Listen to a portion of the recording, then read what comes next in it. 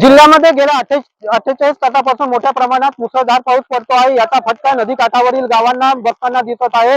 आपण ज्या ठिकाणी आहे यशोदा नदीच्या काठावर असणारं जे अलमडो गाव आहे, या अलमडो गावाला पुराच्या पाण्याने मोठ्या प्रमाणात वेढलेलं आहे। मी ज्या ठिकाणी उभा आहोत त्या ठिकाणावरून जवळपास 3 ते 4 किलोमीटर अंतरावर हे अलमडो गाव आहे। या अलमडो गावाचा आता जिल्हा प्रशासनाशी असणारा जो संपर्क आहे तो तुटलेला आहे।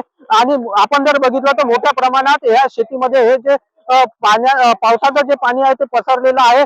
आणि हे पावसाचं जे पाणी आहे मुख्य मार्गापर्यंत पोहोचल्यास जवळपास हजारो हेक्टर जी जमीन आहे ते पाण्याखाली येणार आहे। आणि याचा फटका उगवलेल्या पिकांना सुद्धा बसताना दिसत आहे। जवळपास या गावाचा जो संपर्क रात्रीपासून न तुटलेला आहे आणि अनेक जे गावं आहेत ते सुद्धा संपर्कहीन झाल्याचं माहिती आहे।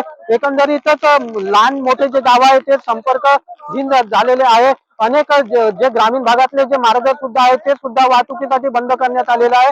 जिल्हा प्रशासनाचा अजूनपर्यंत अधिकारी या मार्गावर पोहोचला नसल्याची खंत गावकऱ्यांनी व्यक्त केली आहे। आणि अजूनही असाच जर पाऊस हा पडत राहिला तर मोठ्या प्रमाणात या गावामध्ये हानी होण्याची शक्यता नाकारता येत नाही। तसेच अनेक गावात जे आहे ते पाण्याखाली येण्याची शक्यता सुद्धा नाकारता येत नाही। त्यामुळे प्रशासन आता कोणतं पाऊल उचलते हे आता पाहावं लागणार आहे। नरेंद्र माते न्यूज 18 लोकमत अलमडो वर्धा।